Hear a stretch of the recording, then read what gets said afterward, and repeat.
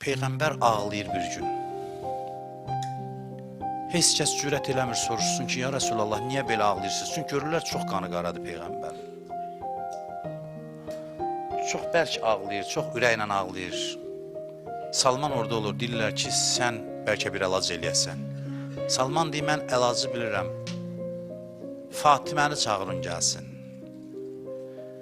Peyğəmbər Fatiməni görəndə həmişə şad olur. Tarixdə yazırlar ki, Fatimə nə zaman Peyğəmbər Fatiməyə baxırdısa üzü gülürdü. Nə zaman Hüseynə baxırdı ağlayırdı. Həmişə.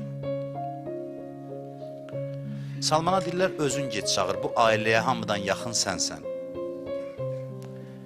Deyir, gedir qapını döyür. Həzrət Zəhra soruşur ki, kimdir?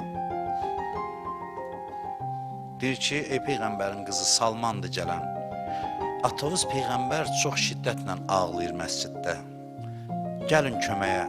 Çıxır Həzrəti Zəhra, çadrasını giyinir, gedir. Salman deyir, gəlir dalıcan, baxır, görür ki, çadrası neçə yerdən yamanıb, yamayıb. Deyir, Salman ağlayır. Həzrəti Zəhra soruşur ki, Salman niyə görə belə ağladın? Deyir, mən şahların qızlarını görmüşəm. Heç rəvadır Peyğəmbər qızı belə yaşasın. Deyir, Salman, biz onları sərmayə eləmişik axirətimiz üçün.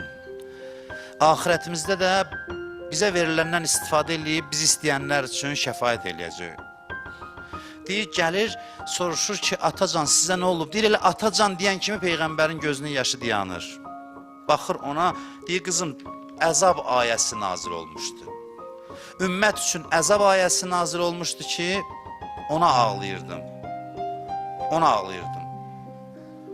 Deyir, xanım Zəhra səcdəyə düşür, ağlaya-ağlaya sizləri, bizləri dua eləyir. Ümmətin günahkarlarını, yəni, kim özünü günahkar bilir, o hesab eləsin ki, onu dua eləyir. Mən birinci deyirəm ki, yəqin məni dua eləyirdi.